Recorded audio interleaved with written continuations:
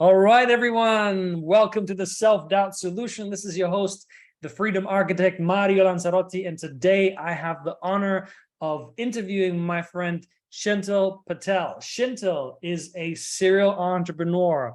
He has been digging deep into the real estate world since he was 21 years old. He has a very powerful story that really relates to why he's so passionate about real estate, and which he's going to share with us in a moment. He's also involved in Airbnb businesses. He's doing online marketing. He's doing fulfillment centers. He has his own fulfillment center, which we're going to talk about in a moment. And he has his own podcast. And much more importantly, he is someone who really lives his life with his heart wide open. And Chintal and I working together in my coaching business, and he's just an all-around amazing human being. And I'm really excited to welcome him to the show. Chintal, welcome. Mario, thank you so much for having me on, man. I'm so excited to do this with you. And there's so many things that I want to uncover and talk about. I'm sure your audience is going to get a ton of value. And that's my main prerogative today. Just bring as much value as I can. We can go back and forth. I'd love to speak. I'm excited, man. That's all I have to say. Beautiful, beautiful. And that just says a lot already about who you are. And I want to just give you a quick moment for our audience. Can you just tell them what is it that you do and how might you potentially help some of our listeners? Sure, man. It's hard to answer that question for me because it's like a lot of times I'm saying what I don't do. Because there's so many things that I'm doing, and it's because my main business is real estate. So I'm a real estate investor by heart. I've loved real estate ever since I could, ever since I learned about the game. So that was at 21 years old for me. As I was graduated from college, I decided to get into my first flip. And from then on, instead of working for a company, I decided to build my own company. As soon as I graduated, I started my real estate company. And since then, we've been flipping and building homes. We've been wholesaling property. We've been doing multifamily units. We've been doing just a bunch of things. And, as my love for business grew, I started to expand into different ventures. So I have two brothers that worked together with me. We do e-commerce as well. Right now, I'm sitting in a warehouse office. We have a warehouse office located in New Jersey where we have Amazon products that come in that we send out to Amazon and Walmart. So we do a bunch of different things, and we like to do that just because we have such a passion for providing value in the marketplace and growing. And it's just fun, dude. Like at the end of the day, it's just fun, and we like it. And there's challenges and struggles, and we look at each other and we're like, all right, how do we solve this? How do we solve that? And it just gets us going. So that's what I do. Beautiful. Thank you. And I'm sure, you have a vast amount of knowledge when it comes to starting things from the ground up. And yeah, what not many people know about you, and what I am fortunate to know about you, is that you have a very unique story of how this all started that led you to being so passionate about real estate. And I'm curious, can you tell us, a little bit about your past and what kicked off this journey of entrepreneurship?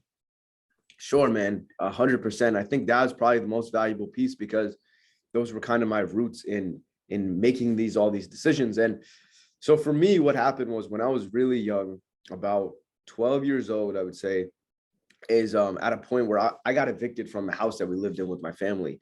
And that was a very tough time for us because it was almost like we were homeless overnight, and the reason why that happened is because my parents had a business, and it had a nightclub actually. And what ended up happening was we had a ton of issues at the place, and the business ended up going down.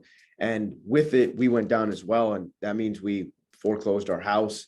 We almost ended up on the street. The only reason that we weren't actually on the street was because one of my uncles came in and got us an apartment for the meantime, so we wouldn't have to be on the street. But I remember very vividly how it felt that exact night that, I was like asking my parents, I'm like, hey, like, what are we doing? What's going on? And they had no idea. And, I can't blame them because when something that drastic happens to your life, it's very hard to navigate the next few steps.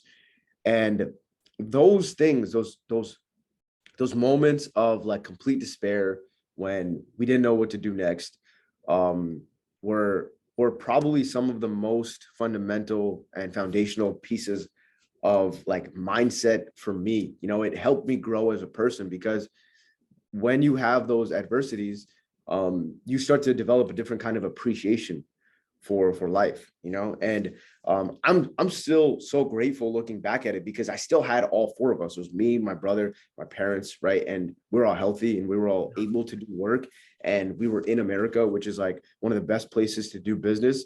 So overall, we were really, really, really fortunate still, you know, even though we just lost everything.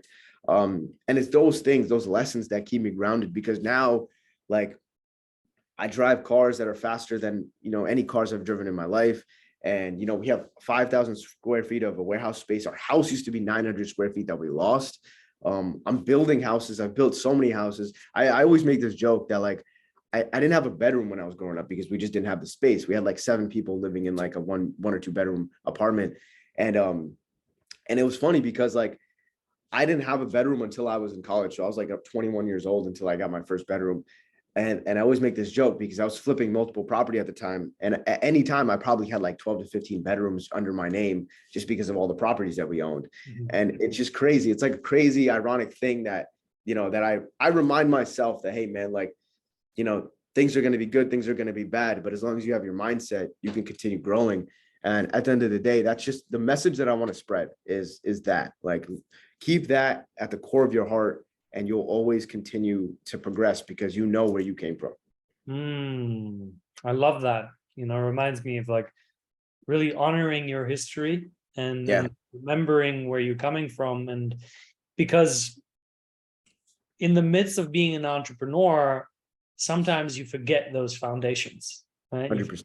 You forget you like there's this a lot of people do struggle with comparison, right? Comparing themselves to other people, comparing themselves to their own expectation that they have in their mind. And what you're saying is remember how far you've already come. Exactly. Yeah, that's beautiful. 100%. And, Yeah. yeah, go on. I was just going to say it to your point. It's so easy to forget that, you know, because as you grow through life, your problems become bigger and you kind of just forget about the other problems, you know, like you don't realize, like for me, I'm building a property right now. And it's something that I've always dreamed of. I wanted to buy land, build a property, sell the property. And there's a lot of struggles that come with that. And anyone in business is going to tell you there every day is a challenge. Every day there's something going on. Every day there's a, you know, a creative solution that you need to think of to solve something. That's the game of business. But when I'm even me myself, when I'm building this new construction, I forget that, hey man, like it was your dream to do this. Like the problems are there, but it was your dream to buy something, build it. And in the moment, it's like, oh yeah, man, like I'm complaining about the wrong things here, you know? So it's just a quick reminder for everyone, including myself. Beautiful. Very good reminder. And I've recently caught myself doing the same thing. You know, getting so lost in my head thinking, yeah, but you know, there's still this and this and that and that. And then just taking a moment. And this actually happened before my TEDx talk. People asked me, you know, what was the most beautiful thing in your TEDx talk? And I said, actually, the most beautiful moment was the day of the talk before I even left the Airbnb. I had a moment to myself and I was just practicing and I was listening to a piece from Tony Robbins about gratitude and appreciation. And it just hit me, this wave of emotions. And I started crying. And I was like, this is incredible. Like I come from this tiny ass town in Germany. I didn't know how to speak English. I just had dreams that and that one day I would travel the world and I would be out there and doing what these Hollywood people are doing, because I was just watching all these movies. And I was in my little room, just on my computer, just, you know, daydreaming. And here I am, like about to give a TEDx speech. And I was so grateful for all of these people and all of those memories that got me to where I ended up. And that to me speaks very much into what you just shared. 100%, man. I was getting a little goosebumps while you were talking about that. It's so profound. Like the story of the journey. I mean, the story of the hero, you know, the hero's journey. It's just like that, right? Like you come from very humble beginnings and you grow up and you go into things. And for people that experience even like pieces of that, right? I feel like it's so cool when you share it with other people, just like you're doing, just like I'm doing. Because, there are people out there, just like we were maybe years ago, watching YouTube videos or listening to podcasts and thinking like, damn, man, like I want to do something, Yeah.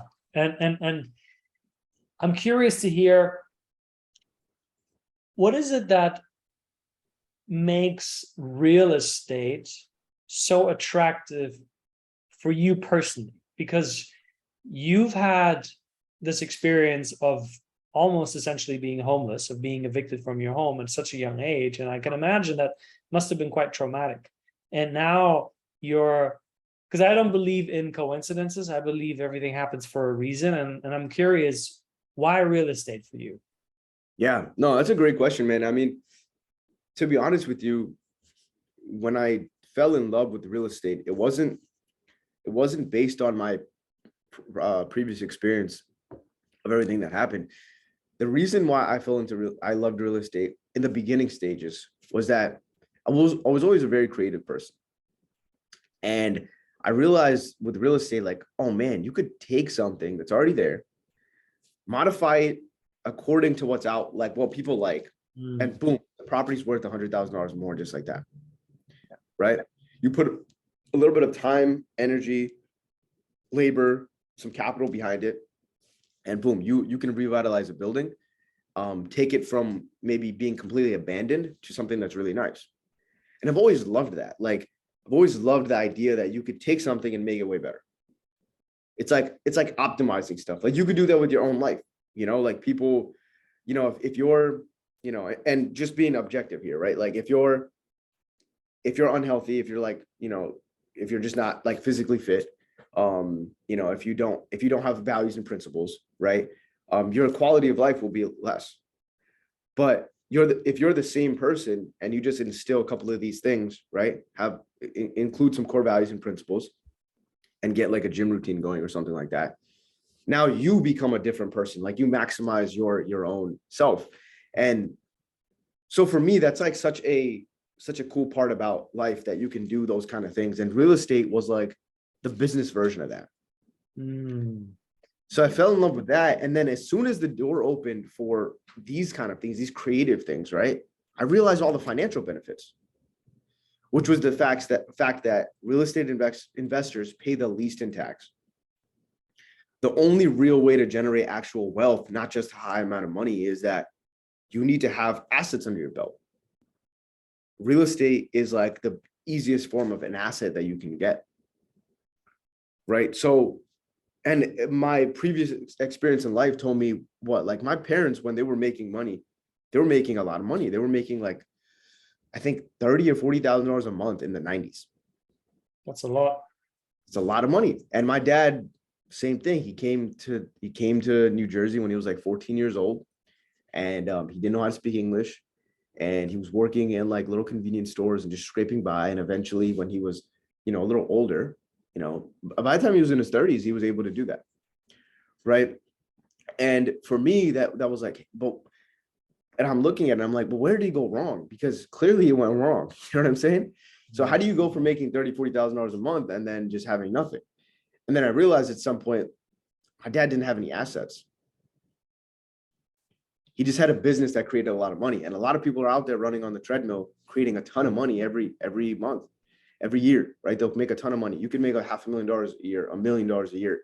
But if you spent, 1.1 or 600,000, you'd still be broke.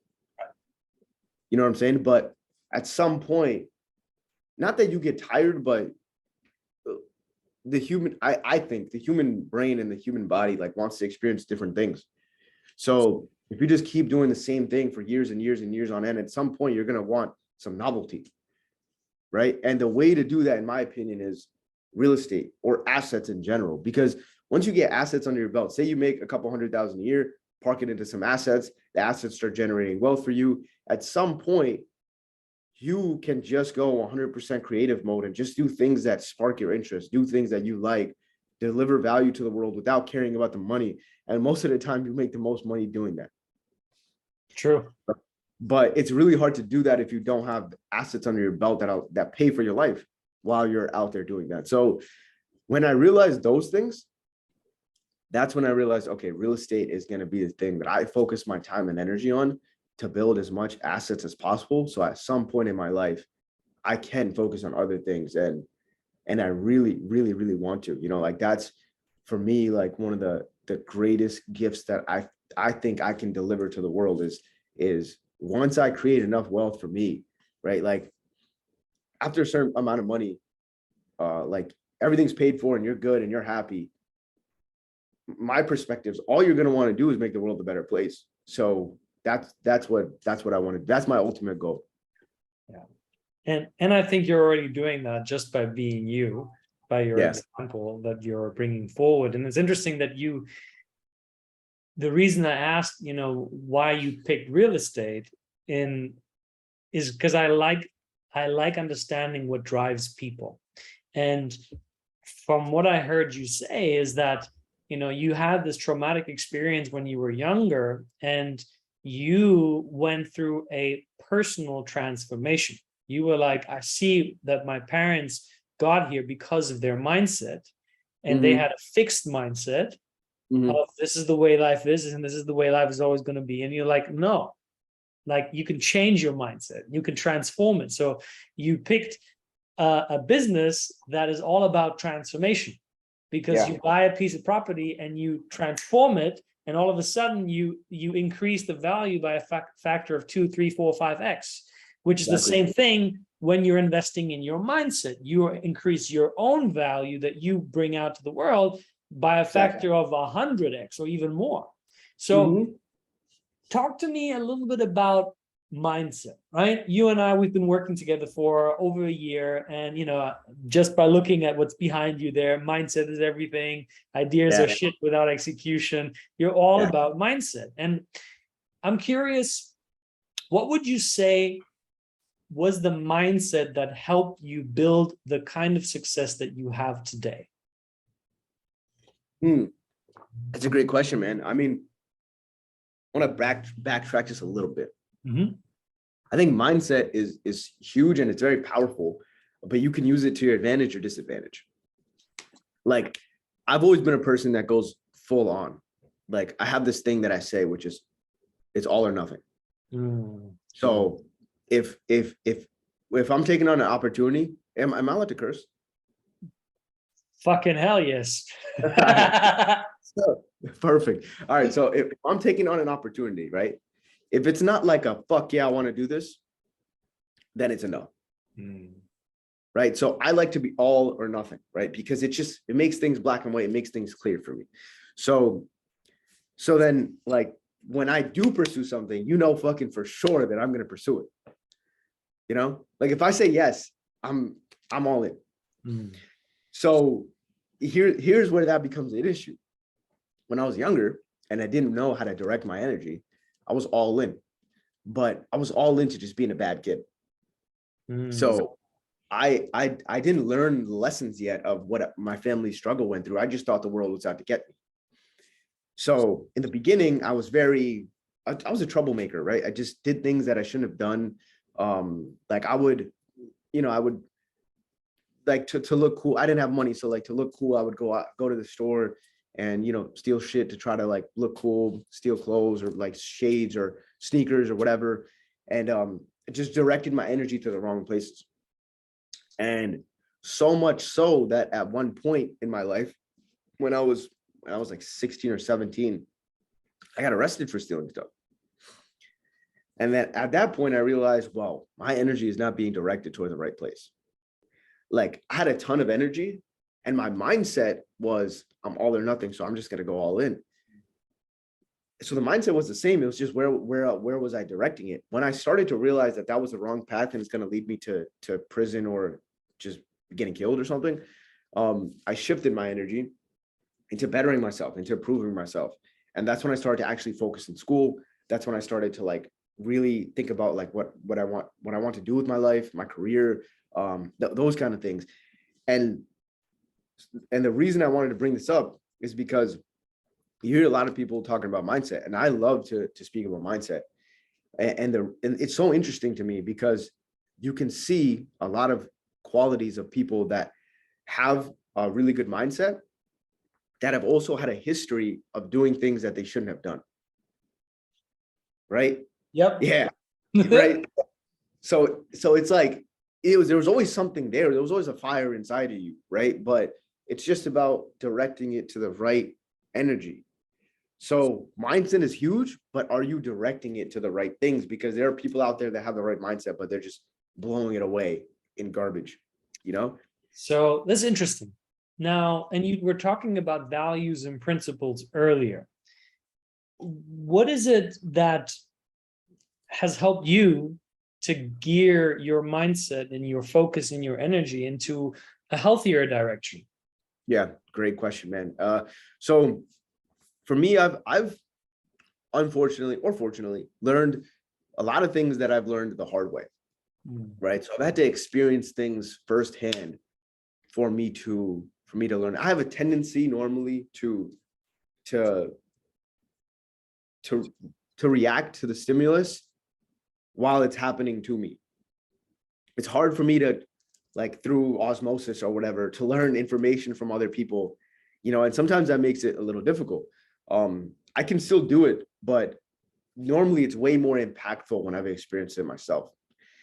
And the way that I've developed over time to learn these core values and principles is, straight up with you, dude, I just do a lot of shit. I just do a lot of shit because I know that, like, all the shit that I do is not going to work. It's just impossible for everything to always just work 100% of the time. That's just not how shit goes. But if you do more shit, like a more volume of shit, then, like, you know what I'm saying? Just more stuff, like a lot of stuff. Then if you're, like, let's say you did 100 things this week. Yeah. Your rate of retention's like, you're really good, and your rate of retention is like 80%. So now there's 80 things that you've developed about yourself within the week. But let's say you did 1,000. And your retention is, maybe it suffers a little bit because you did a little bit more. So now it's 70% or even 60%. But now that's 600 to 700 things that you've gained, right? So when I take on an opportunity, my biggest thing is, what am I going to learn from this? How am I going to grow as a person? You know, when I'm 80 years old, what will I say about taking this opportunity? Should I have done it or should I have not done it? You know, and those things, I think, for me, encompass the full picture, which is, what qualities am I building? What characteristic traits am I building? The principles, because realistically, man, I didn't know the value of punctuality before I started putting shit in my calendar. Just didn't understand the concept. Like, I wouldn't go to class on time because I just didn't care. I was like, all right, I missed one class, it's not a big deal. Yeah. Right. And then the value of that came when I started to realize, if I miss 3-4 classes in a row, that's where it becomes a problem, right? That's when my retention rate goes down. So I learned that through school, but I learned by putting in effort, right? So I would say, for everyone listening that's out there, if there's something that you want to try and you're worried about, hey, I'm not going to do it perfectly, I'm not going to do it like right, you know, just do it. Because at some point you'll start picking up the lessons and you'll grow as a person, and it'll expand to different areas of your life. That's what's so cool about putting in. That's what's so cool about self-improvement and development, is that all these things are transitive, right? Like, you get better in the gym, you'll just get better in whatever you're doing for work. It's just true. You know, if you start caring about the way that you look, you probably show up on time. Like, I don't know how it works, but it just works. You see what I mean? So I got the core values and principles from doing things. So if I hear you correctly, you're saying that your way of learning is learning by doing. You're someone who gets into action instead of picking up a book and reading about something and then thinking about, does it make sense for me to do it? You're like, no, let me first do the thing. Let me get the experience, and then maybe I'll pick up a book and deepen my understanding about it. But I'm someone who's in action, and I'm willing to fall down, you know, get a little bruise here and there, hurt myself a little bit, pick myself up back again, take a look at what happened and say, okay, you know, how can I extract the wisdom from this and grow as a person? 100%. And I'll extend it just by saying that I think I'm like that, but I think most people are like that. Like, I know there's different styles of learning. There's, you know, learning through auditory, there's kinetic, there's different styles of learning, right? But if you're being realistic, 50% of the shit that you do in the beginning part is just based on the doing. The later half comes from the learning. Like Mario, for example, do you know how to swim? Yeah. Okay, so let's just say for this example that you didn't know how to swim, right? And I'm like, Mario, I'm gonna show you how to swim. So I give you a book. Here's how to swim 101, right? And then you read through the book. You're like, okay, this way, then that way, then close my nose, and this way, then that way. You know? So you're like, okay, I get it. So I'm like, look, Mario, review the book for like a week, and you just go through it like 100 times. And you're like, we show up to the pool, and you're like, man, I got this shit. I'm confident. I can do it 100%. I've read this book a million times. And then I throw you in the water. The book's not going to mimic that. You know, the book is just not going to mimic that. Those feelings, those emotions that you get when you're in the water and you're like drowning and you're like, shit, what do I do now? You know, it just won't. So the real thing is jump in the water, see what's going on. How are you reacting? And then go back into research mode. Okay, you know what? When I was in the water, I experienced this. Now go find out about that. You know, the first 50% of it is just you trying it, and then go back and try to research it. The problem that I have with most people is that they'll try to do the research, too much research beforehand. Like, it's obviously good to get some kind of idea of what you're doing, but at some point, if you're so into research, then you know you'll back away from doing.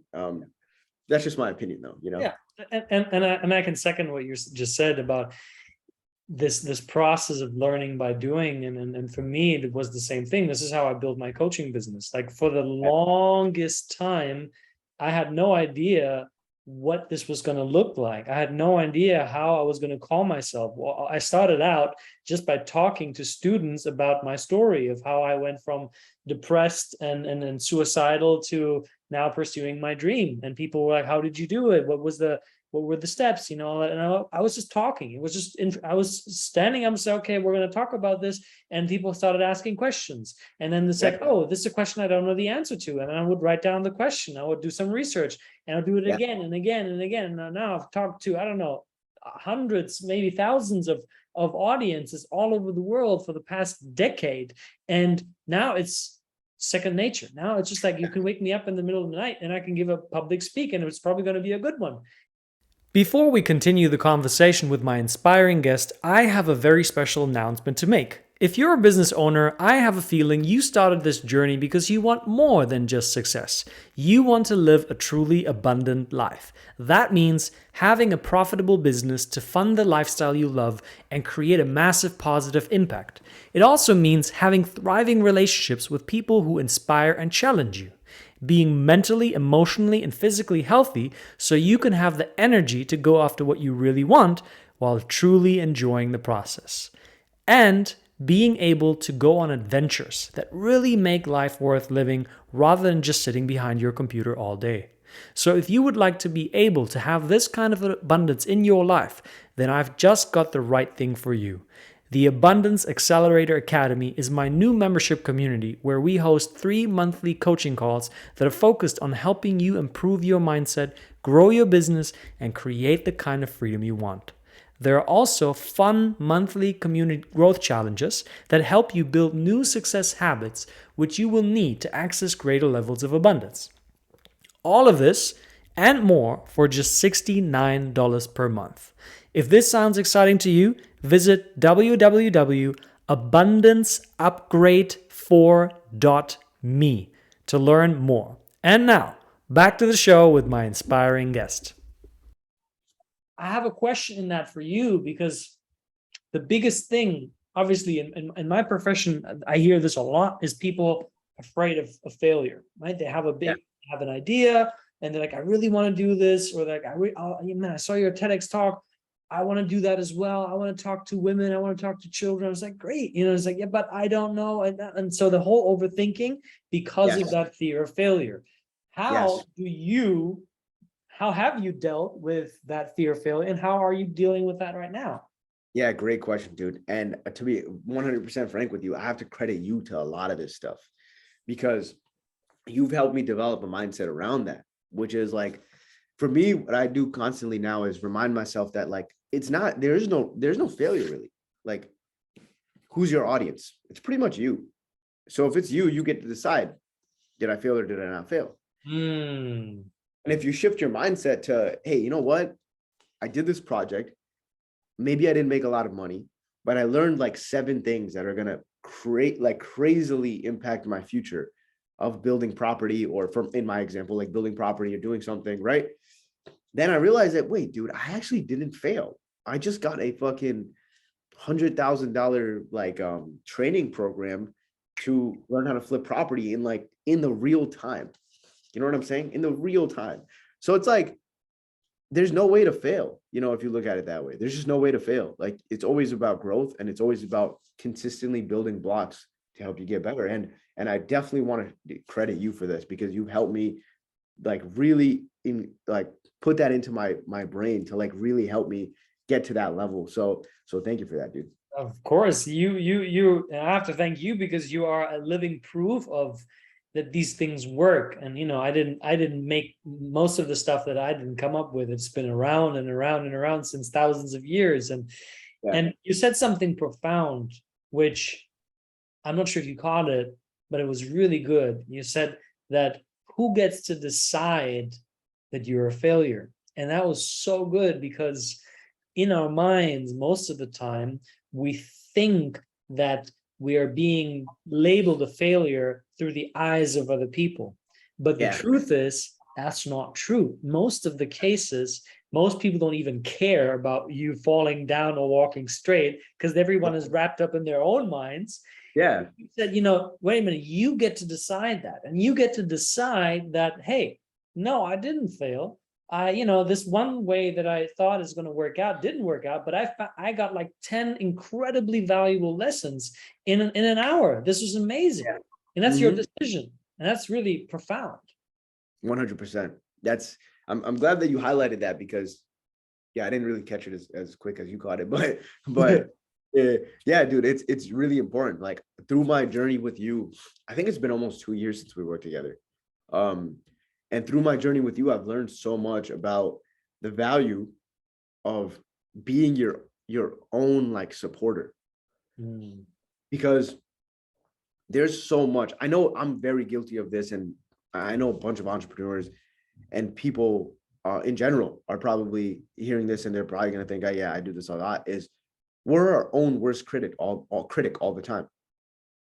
We're our own worst critic. Like, around us, our friends and family will tell us, man, you did a good job, like you did a good job, or, hey, like that was really good. Even in small things, like even if you like, I don't know, made some cookies, and your family would be like, yeah, this is really good. Instead of taking the compliment, you might be like, yeah, but I could have added like a little bit of more vanilla or something, like you just brush it off all the time. And you'll do that.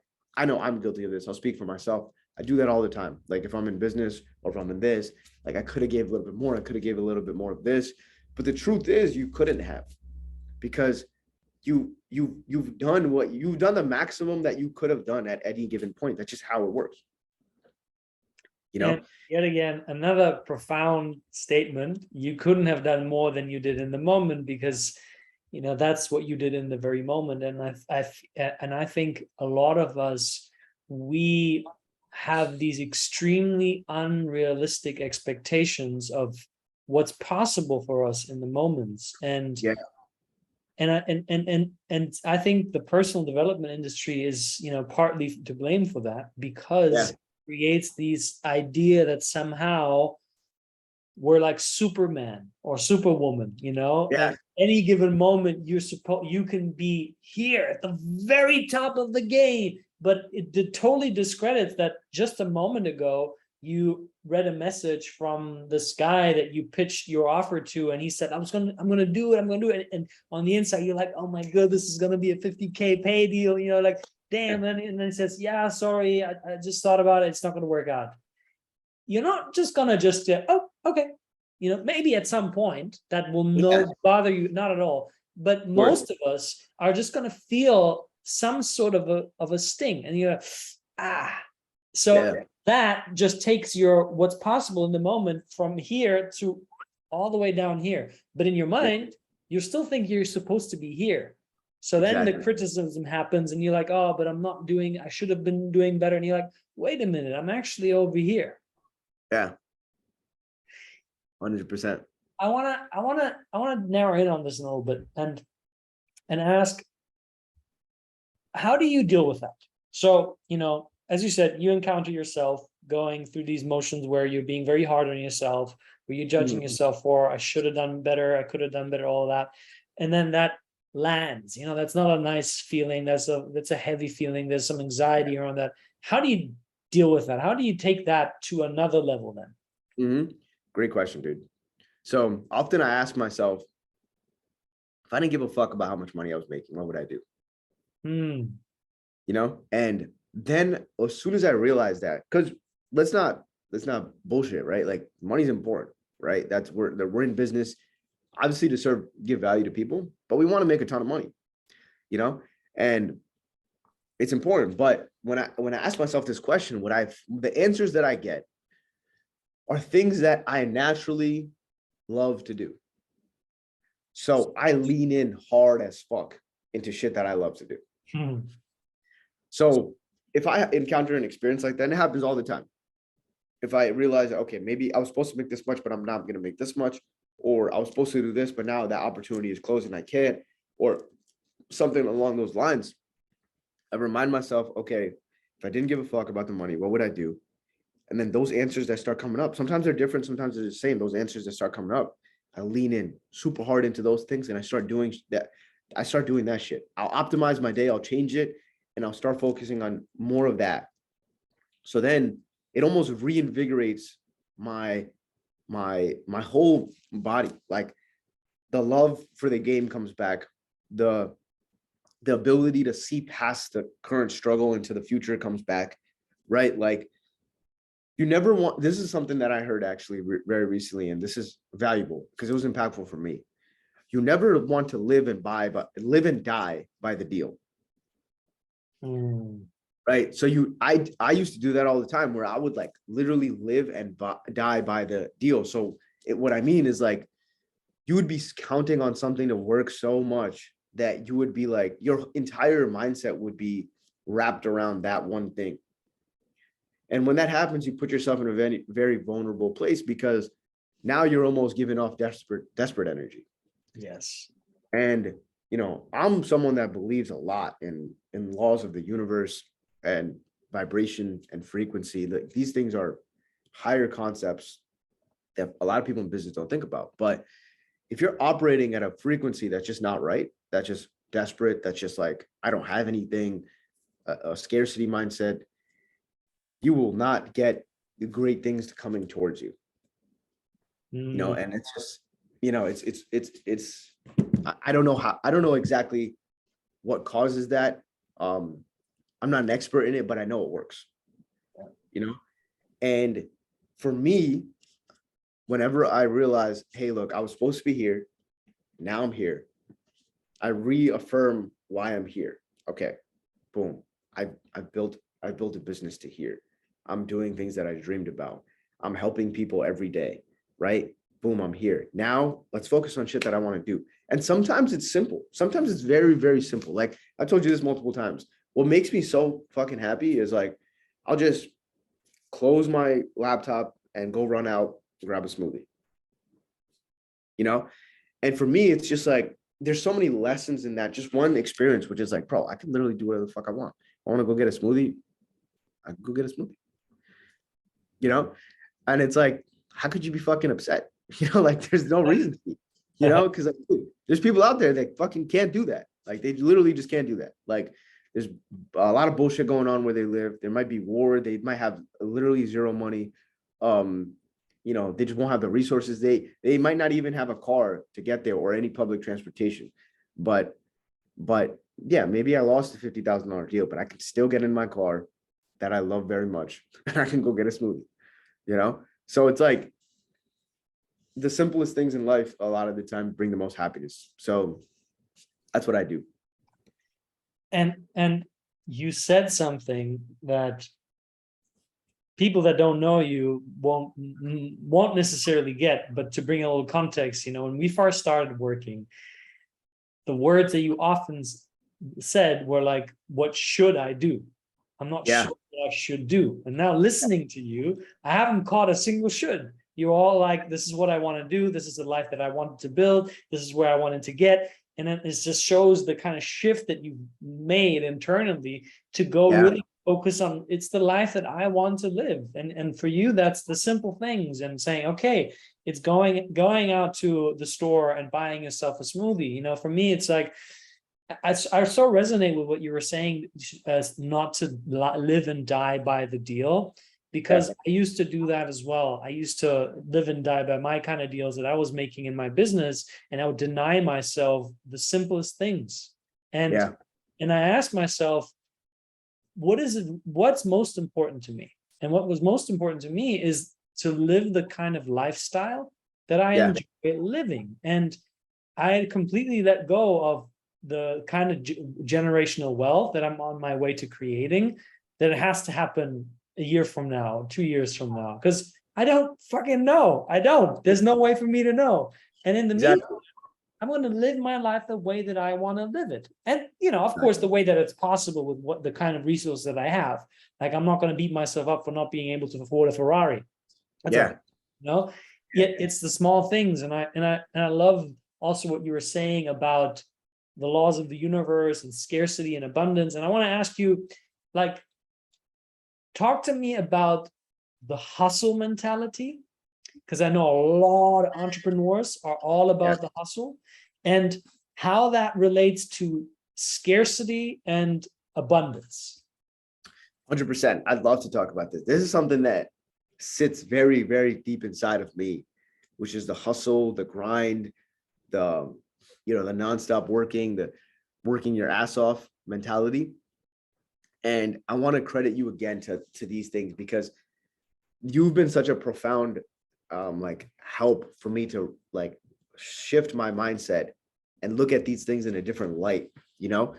And the biggest thing that I want to say is the hustle mindset, grinding it out, is very useful. It works, right? It's very useful.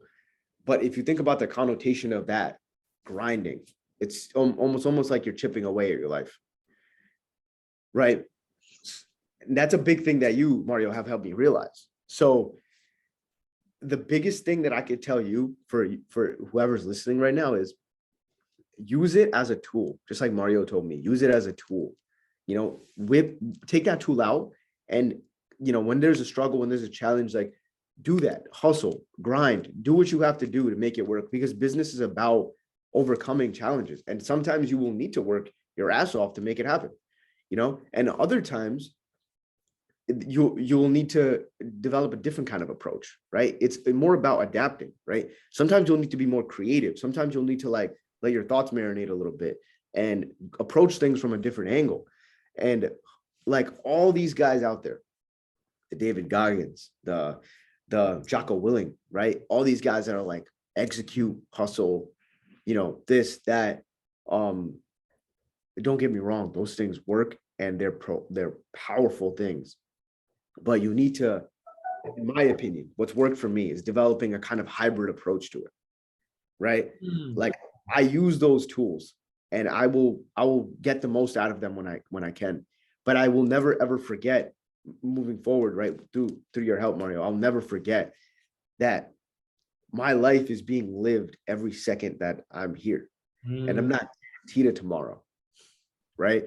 So I will do the most that I can to maximize my enjoyment, my love for myself, the love and positivity that I spread out to others, right? I will do the most that I can in every moment to capitalize on those things, because those things are never to be taken granted for. And what's very ironic is that you'll realize that as you start to do that, you'll work without realizing you're working. And it'll be more of like, it won't be a grind. It'll be more of like, just like a flow. Like you're in the flow, getting shit done. You just want to do shit, you know? And it's not a grind. It's really not a grind. Like, when I describe my life now, it's not a grind. It's me in the flow. Like, I wake up, grab a coffee, get to work, and I'm calling people, I'm getting deals done. I'm talking to people that I want to talk to. Like, I'm out looking at projects that I want to look at. Like, it's not a grind. I want to do that. You know what I mean? So So it's that's the mindset that I would try to adopt around that. Yeah. Yeah. And I catch myself sometimes as well of doing the hustle Yeah, and working relentlessly and just going and going and going. And at some point, what I realized is very similar to you, is like asking myself the question, because I was challenged by people say, yeah, but you're working so much, you talk about freedom. And I was like, do I actually want to work the kind of way that I'm working and the kind of hours, or would I rather, chill on the beach or go for a walk or a hike or whatever? And the answer was no. I like working. I really love it. It's like sometimes I'm like, I don't know what else I'd rather be doing right now. Yes, this, I love being in nature, yet, but after a certain time for me in nature, it's boring. I like it as a recharge and rest. It's like these bursts that I take that I really appreciate, but I love this. This gets me fired up. And I can see the same thing in you. And I think one of the things that you mastered really well is, you were able to say, I still do this because I really enjoy doing it, but I take out the pressure in my mind. I take out the whip, the mental whip that I have there, and to move yes, into a flow. So I'm reminding you, so I was like, yeah, this is the life that I want to live. So I'm not going to complain about the life that I'm living. Oh, this is so hard. This is like, no, you're like, this is all part of the process. yeah, There's no such thing as failure. There's learning. And some people beat themselves up. Oh, I failed. I didn't get the deal. And you're like, no, you know what? That's okay. It's okay. I'm learning, and I'm using the learnings to make it even better and even better. And it just shows the way that you're showing up right now as an entrepreneur. yeah, 100%, man. And it's it's such a good lesson, like for so many people to take on.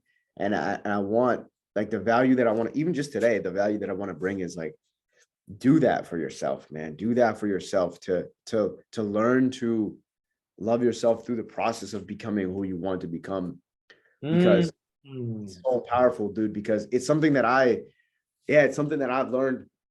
And Mario, you've been such a help, man. I can't even, like, it's hard to even put a, like, amount of importance onto that, because it's so priceless, the amount that you've taught me. Because think about it this way. Let's just say you have two scenarios, what A and B. In scenario A, you're doing that mentality. You're grinding your face off. You're working your ass off. You're doing everything that you need to do. You're just like torturing yourself almost, right? Like, you're just getting shit done, right? And you could be 65 with $100 million and, be like good, like generational wealth, all the shit that you ever dreamed about. And, all the years of sacrifice, right? And then B is, you let's say you have the same amount of money, right? And you're the same age, right? 65 with 100 million, right? But through the process of becoming that version of you loved yourself every minute. You loved yourself as much as when you had no money with a lot of money, right? And you learned lessons, and you were positive, and and you didn't beat yourself into submission. You created the highest version of you through that process. I guarantee at that version of you at 65 is going to be so much happier. And that's the lesson, that's the thing that I want to give to people, because it's years and years and years of happiness that you're missing out on, dude. You're missing out on it, right? And if you look at it like it's dollars or currency, it's a lot of money that you would leave on the table, so there's no reason to do that. That's such a beautiful way of looking at it, the way that you just said that. And I can vouch for what you said, that's true. I've seen your transformation, and I think this is so important, because a lot of people, and I know that you were there, I was there myself, is like when you hear people talking about loving yourself, accepting yourself, especially amongst people like you and I, high performers, entrepreneurs, the first reaction you get, at least internally, is a little bit like, nah, like, Dude, but like, because if I love myself, then I'll just stop. I'll just yeah, settle, because my love is sort of my end goal. I'll eventually, once I got the millions, then from here, then I will love and accept myself for who I am. But it never happens. So what you no, did And also what I did is like, you were like, let me embrace the process of entrepreneurship. Let me Yeah, enjoy myself and let me congratulate myself for having made my first sale. Let me exactly. congratulate myself for having collected my first 5 no's and still stand. And that just transforms the journey into an enjoyable journey. Whereas the other one is like you said, it's torture. It's all about sacrifice. It's just like Yeah. grinding yourself, to the bone. And you're like, no, man, you're walking 2 paths. You're walking forward anyway. So you might as well Yes, learn to enjoy that you're walking forward as opposed to going, 100%. no, no. Yeah. Exactly. Exactly, man. And one last thing I want to say about that is too, like, dude, that is so profound and impactful. And that's why it's so important for people, right? Like a lot of people, because I'm an investor, right? Like I invest in real estate. So a lot of people contact me for, hey, I want to invest this money or I want to do this or do that. And investing in real estate is capital intensive. It takes, if you want to do your first project, it's like $50,000 at a minimum, right? So for the person that doesn't have that investable money right now, invest into yourself. It's the biggest thing I Ooh. can say. Invest into yourself because like we were talking about before, like the value that you provide to the marketplace is transformative. You could provide low value, have low skills, not have much, low value, and you'll get low return back. But you can increase your value just by hiring professionals to come into your life, coach you, mentor you, get the right mindset.